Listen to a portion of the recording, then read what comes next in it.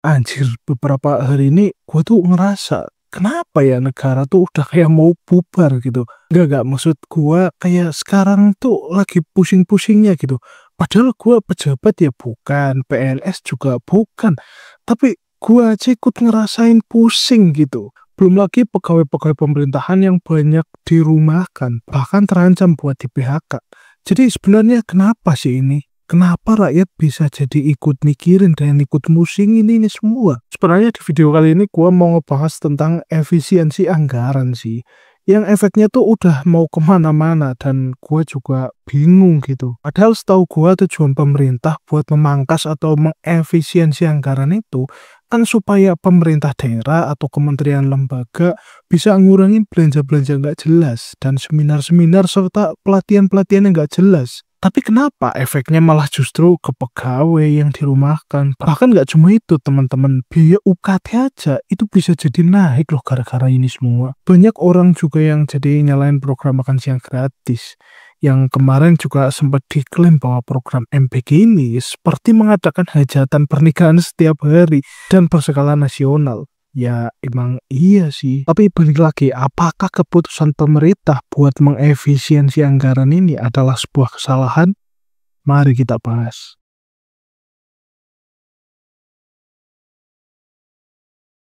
Dampak efisiensi anggaran udah mulai kemana-mana. Dan sekarang mulai kelihatan jelas banget efeknya di berbagai sektor. Salah satu contohnya yang paling nyata adalah di TVRI, teman-teman. Di mana karyawan-karyawan mereka banyak yang kena PHK gara-gara kebijakan ini.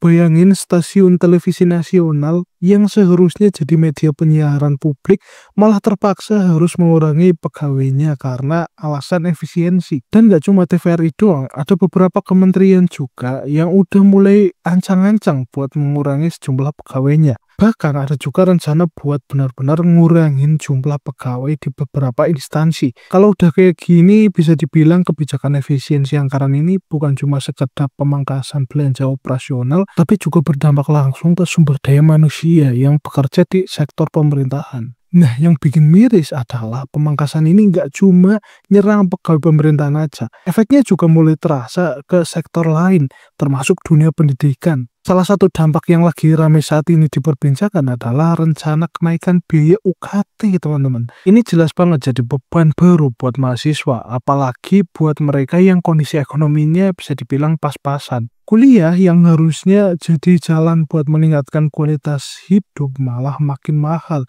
dan jadi beban finansial tambahan buat keluarga mahasiswa. Nggak berhenti di situ, program bantuan pendidikan yang selama ini jadi penyelamat buat mahasiswa dari keluarga kurang mampu juga kena imbasnya. Salah satu yang paling terdampak adalah program KIP kuliah. Anggaran buat program ini rencananya bakal dipangkas sebesar 1,3 triliun rupiah, teman-teman. Ini artinya ribuan mahasiswa yang tadinya bisa kuliah dengan bantuan dana dari pemerintah mungkin harus berpikir ulang soal masa depan pendidikan mereka. Bagi sebagian mahasiswa penerima KIP, bantuan ini adalah satu-satunya harapan buat bisa lanjut kuliah tanpa harus mikirin biaya yang besar. Jadi kalau anggaran dipangkas, otomatis banyak mahasiswa yang terancam nggak bisa kuliah atau minimal ya harus cari alternatif pendanaan lain lah buat lanjutin kuliah. Efisiensi anggaran yang dari awal tujuannya buat menghemat dan memangkas biaya belanja atau hal-hal yang nggak perlu, pada akhirnya malah kena ke sektor-sektor yang sebenarnya krusial seperti pendidikan ini.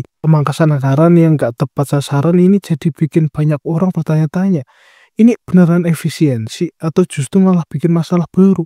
Soalnya kalau yang dipangkas itu sektor pendidikan dan tenaga kerja, dampaknya pasti jauh lebih besar dalam jangka panjang. Pengurangan pegawai di pemerintahan bisa bikin layanan publik jadi terganggu tentu saja. Sementara pemotongan dana pendidikan bisa bikin generasi muda kehilangan akses buat dapetin pendidikan yang layak. Yang jadi pertanyaan sekarang, apakah kebijakan efisiensi anggaran ini beneran udah dipikirin secara matang? Soalnya kalau ujung-ujungnya justru bikin rakyat yang harus nanggung dampaknya, apakah ini masih bisa disebut sebagai kebijakan yang efektif? Seharusnya efisiensi anggaran itu fokus ke belanja-belanja yang emang nggak penting.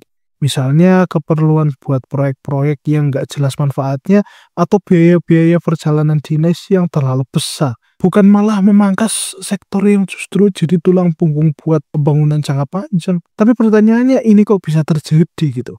Apakah pemerintah baru saja melakukan kesalahan? Sebenarnya tujuan efisiensi anggaran gitu ya, yang gua tahu, koreksi kalau gua salah, yaitu buat ngurangin yang namanya seminar-seminar, rapat-rapat, perjalanan dinas, dan pelatihan yang nggak ngefek sama sekali ke rakyat. Jadi intinya yang harusnya dipotong itu belanja-belanja yang nggak ada esensinya atau yang nggak langsung berdampak ke masyarakat luas. Tapi di sini anehnya bukannya memotong biaya perjalanan dinas atau belanja-belanja yang nggak guna kayak beli gorden, malah beberapa kementerian dan lembaga justru mengambil jalan pintas yang lebih gampang, yaitu dengan memotong dari bawah atau mengurangi pegawai. Padahal gue kemarin sempat lihat gitu ya beberapa berita terus cuplikan gitu rapat DPR yang dibicarakan oleh salah satu anggota DPR, gue lupa siapa.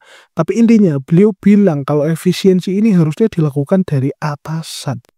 Ya emang benar sih kali ini DPR. Dan masalah lain itu yang terjadi adalah masalah kenaikan UKT dan pemotongan 1,3 triliun rupiah anggaran KIP kuliah. Itu sebenarnya menurut gue sangatlah aneh. Soalnya kita tahu sendirilah kalau Pak Prabowo ini adalah orang yang sangat-sangatlah concern terhadap pendidikan. Tapi kok bisa buat kuliah aja harus bayar mahal-mahal. Belum lagi pemotongan KIP kuliah ini yang menurut gue ya gimana ya. Gue juga yakin sih nggak mungkin sekelas Bu Sri Mulyani sebagai bendahara negara nggak hitung-hitungan ini secara detail. Dan nggak mikirin sampai situ gitu. Walaupun dalam pelaksanaannya emang kayaknya sulit banget gitu ya. Soalnya hal ini juga dibenarkan langsung sama Pak Prabowo. Di mana beliau juga bilang kalau ada raja kecil yang nggak mau anggarannya dipotong. Ya menurut gua masuk akal juga sih kalau ada yang berusaha buat nyari celah gitu. Tapi kalau emang ada pihak yang nggak mau buat dipotong anggarannya, ya harusnya pemerintah juga harus lebih tegas lah. Jangan malah yang kena dampaknya justru pegawai bawahan atau mahasiswa yang lagi berjuang buat pendidikan mereka. Harusnya efisiensi ini tetap bisa jalan tanpa ngurangin sektor yang seharusnya dilindungi dan mengawasi juga secara ketat gitu. Karena kalau pola efisiensi anggaran kayak gini terus, yang ada malah makin banyak masalah baru. Alih-alih mengurangi pengeluaran yang nggak perlu, malah yang kena dampaknya langsung adalah mereka yang seharusnya dapat manfaat. Ujung-ujungnya, masyarakat yang paling kena imbasnya, sementara yang di atas ya tetap nyaman dengan anggarannya lah. Tapi kalau harus ngorbanin kualitas pelayanan dan kelancaran jalannya pemerintahan, apakah udah tepat negara memotong anggaran yang ya bisa dibilang sebesar ini? Buat kalian yang nggak tahu, sebenarnya juga ada beberapa negara yang saat ini sudah melakukan, bahkan udah lebih duluan melakukan rombak kebijakan ekonomi besar-besaran. Salah satunya lewat efisiensi anggarannya. Kayak yang dilakukan Amerika Serikat, Argentina, Inggris, dan Vietnam. Sebagai contoh Vietnam, dalam beberapa waktu terakhir mereka emang lagi gacor-gacornya ya kan.